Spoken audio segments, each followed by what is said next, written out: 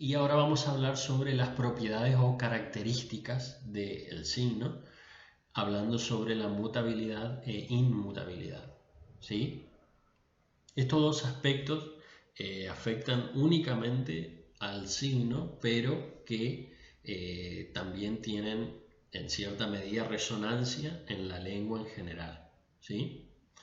Eh, hay inmutabilidad en la sincronía, es decir, cuando tomamos en consideración a una lengua en un momento determinado de la historia, sin tener en cuenta los aspectos de su transformación. Por otra parte, hay mutabilidad en la diacronía, es decir, cuando entendemos que la lengua es un sistema de signos que cambia y se modifica a lo largo del tiempo.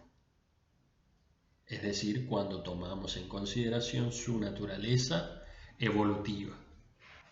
Estas son las dos diferencias que establece Saussure y que también él va a enfocarse principalmente en los estudios o en las diferentes aproximaciones que puede tener la ciencia de la lingüística, ¿sí? La sincronía entonces va a referirse a un momento de la lengua y la diacronía va a referirse a la lengua en el tiempo, en su proceso evolutivo, ¿sí? Cuando Saussure explica que el signo es inmutable, significa que la sociedad está atada a la lengua. ¿Por qué? Porque no acepta la innovación lingüística ni la modificación de un signo. Esto dice el autor, ¿no? Pero ¿por qué les parece por qué les parece que pasa esto, ¿no? Esto también lo hemos comentado un poco en la clase anterior y antes también. ¿Qué sucede si nosotros denominamos a una mesa con el nombre de cocina? Entonces, esto generaría un gran problema en la comprensión y otro mayor inconveniente todavía en la transmisión de la información, porque las reglas y los consensos sociales ya están establecidos en la lengua, ¿sí? En la lengua castellana. Pero además, y esto es lo más importante que también lo hemos comentado, es que los hablantes de una lengua no necesitan cambiar los lazos entre el significado y el significante, debido a que ese sistema de reglas ya determina un hábito convencional y esa familiaridad con la lengua genera cierta comodidad, ¿sí? Nosotros heredamos desde nuestros antepasados la lengua de nuestro ámbito familiar. Ese sería el ámbito social primero original en el que nosotros adquirimos la lengua, y por inercia entonces se van aceptando sin considerar mucho una problematización sobre esas reglas. Ahora bien, yo creo que este aspecto se podría elaborar una crítica, ¿no? sobre esta caracterización que hace Saussure, en el sentido de que podríamos pensar que en realidad nosotros sí podemos generar cambios en la lengua o en la sincronía de una lengua, como lo estamos viendo ahora en la sociedad actual, ¿no? Por ejemplo, en la visibilización y en la reivindicación lingüística de la mujer que se hace a través de los actos de habla, ¿no? Por ejemplo, cuando decimos todas y todos, las alumnas y los alumnos, las niñas y los niños, etc., ¿no? Es decir, o también, por ejemplo, cuando existen ciertos sustantivos en español que hacen referencia a un conjunto, pero siempre plural y masculino, ¿no? Pensemos, por ejemplo, en la palabra equipo, que es una palabra en singular y que es una palabra masculina, ¿no? Pero ¿qué sucede si todas las integrantes de un equipo son mujeres? Entonces, en muchas ocasiones se opta por modificar la desinencia de la palabra a femenino, equipa, ¿no? Porque si todas las integrantes son mujeres, ¿Por qué entonces tendría que utilizar una palabra que es masculino para determinar el conjunto de mujeres participando en un equipo? ¿No? Equipa. ¿Sí? Bueno, entonces, hoy en día estamos demostrando que los cambios pueden darse también en la lengua sincrónica. ¿Sí? Pero bueno, también pensemos que esta teoría fue publicada a principios del siglo pasado y nos sirve para entender o para empezar a entender el funcionamiento de una lengua y de sus características, propiedades y principios. ¿Sí? La diacronía, por otra parte, refiere a los cambios y a la evolución de la lengua en la historia. ¿Sí? El tiempo, entonces, es un aspecto que asegura la continuidad de la lengua. Lo que sí sucede es que en esa continuidad los signos cambian, ¿sí? Los signos evolucionan y en el transcurso del tiempo siempre hay una alteración del signo basada justamente en un proceso de continuidad y en un proceso de evolución, ¿sí? Lo que hay que tener en claro es que la mutabilidad del signo se da exclusivamente en la modificación del lazo que une al significado y el significante. De esa manera únicamente es como se da la mutabilidad del signo, ¿sí? Por ejemplo, cuando nosotros pensamos en la palabra televisor hoy en día, tomando de vuelta el ejemplo del televisor, también existen otras palabras que sirven para denominar al mismo signo, ¿no? Por ejemplo, decimos la palabra plasma, sabemos que nosotros estamos hablando de el mismo dispositivo electrónico y eléctrico para transmitir contenido audiovisual, ¿sí? Entonces son diferentes signos que con el tiempo van adquiriendo otro significado. Es decir, a ver, para ser más preciso, Saussure explica que el signo muta desde diferentes perspectivas, ¿sí? Cuando hay un desplazamiento del significado. Es decir, cuando el significante, la cadena de significantes significa otra cosa. Otro aspecto es cuando hay un desplazamiento del significante, ¿sí? Es decir, cuando el significado de un signo se expresa con otra cadena fónica, ¿sí? Por ejemplo, en el ejemplo que acabo de dar, ¿no? Del televisor. El significado o la idea de televisor se expresa con otra cadena fónica con la que antes no se la relacionaba, plasma, ¿sí? Y por último, también puede haber una transformación de los dos elementos, ¿sí? Del significado y significante.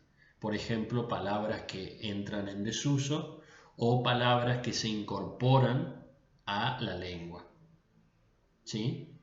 Esto último lo hemos visto en clases anteriores cuando hablamos de palabras que se incluyen a partir de las innovaciones tecnológicas, ¿no?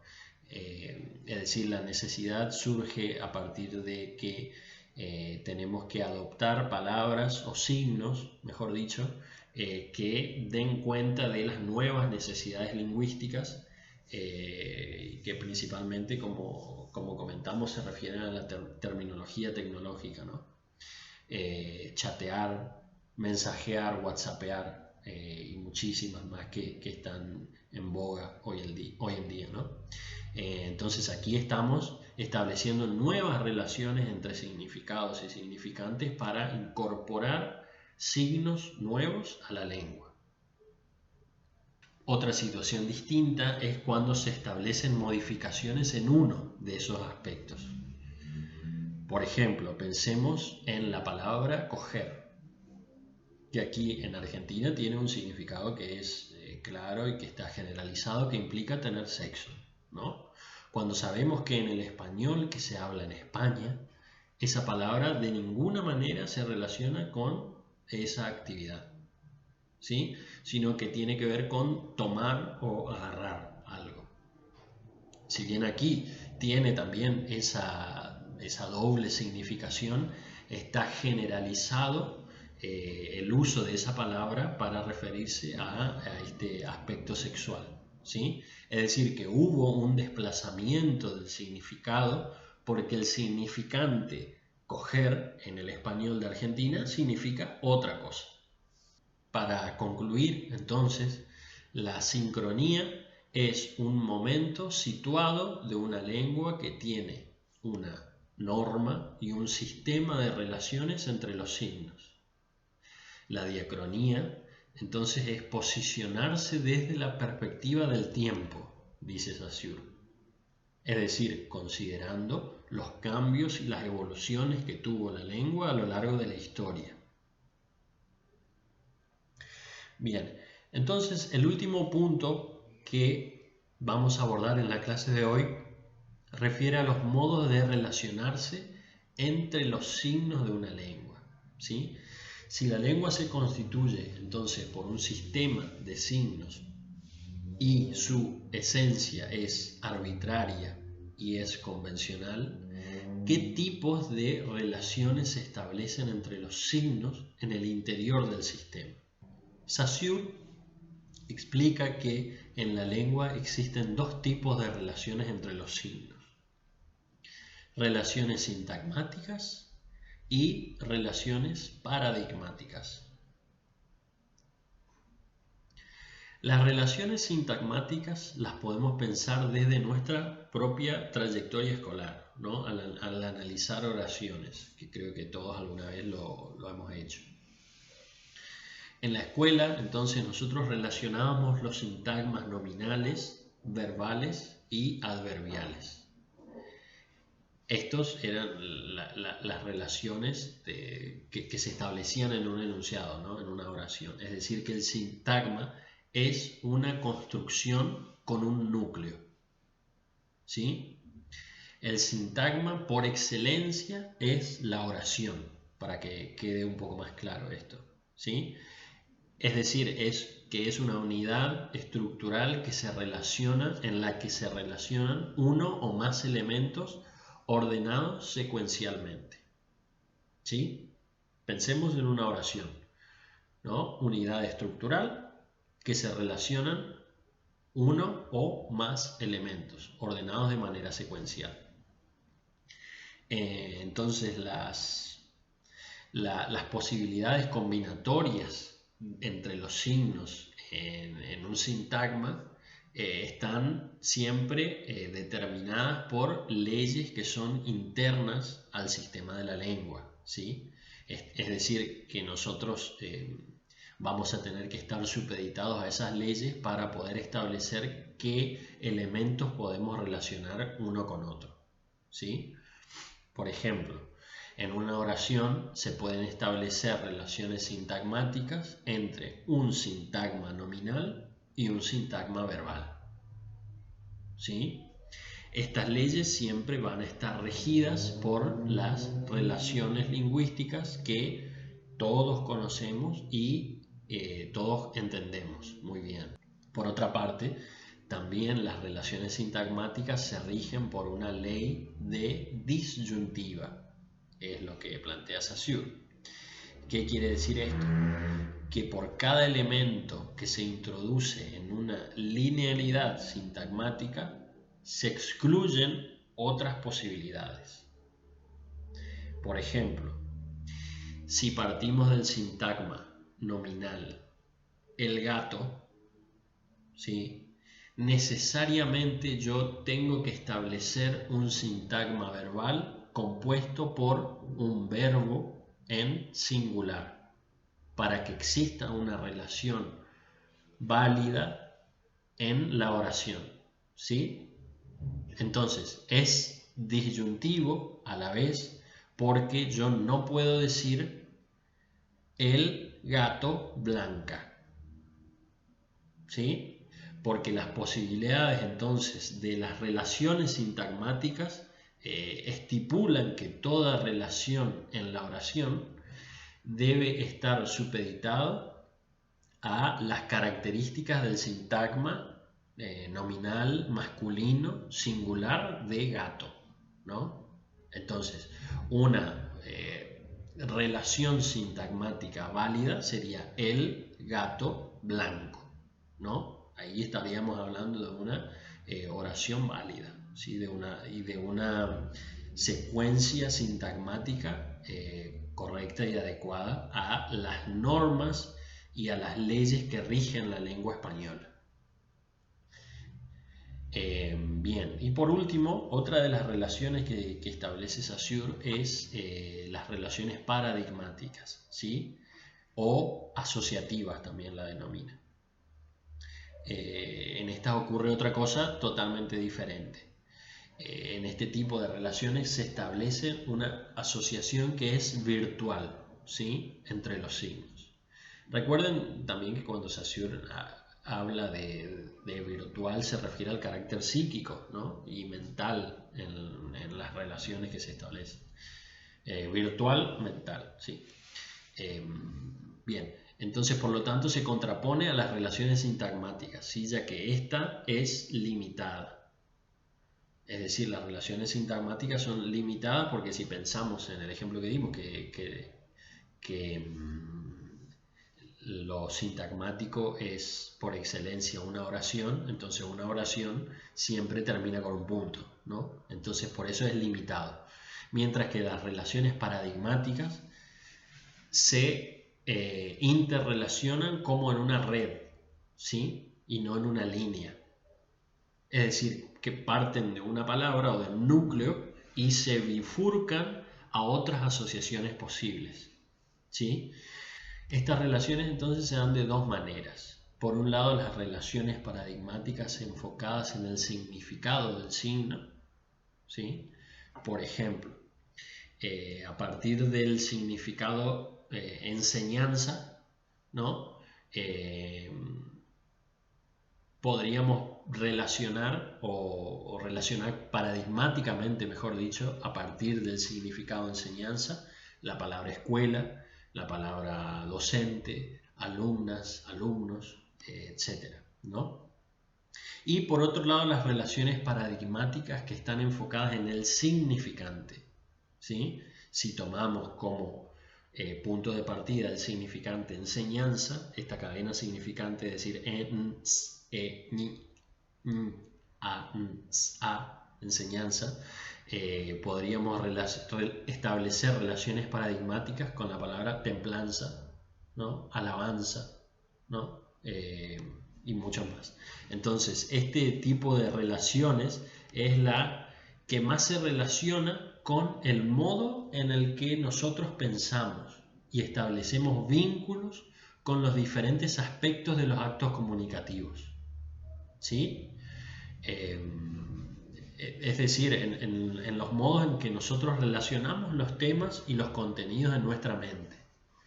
Por ejemplo, más de una vez creo que nosotros hemos pensado, o mejor dicho, habremos estado en la situación en que nos preguntamos cómo terminamos hablando de esto, ¿sí? O de qué estaba hablando cuando sucede que nos extendemos y nos explayamos sobre otra cosa y perdemos el hilo de lo que estábamos hablando al principio, ¿no? Esto sucede porque este tipo de relaciones son acumulativas, ¿sí?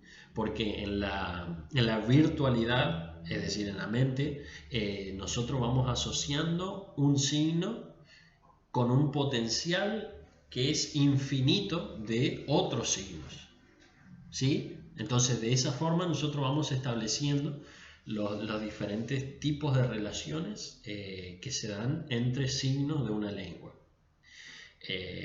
Esto último, además, a mí me parece que son aspectos importantes que lo vayamos comprendiendo también para poder entender la naturaleza de nuestra lengua y la naturaleza de nuestros modos de comunicarnos, ¿sí?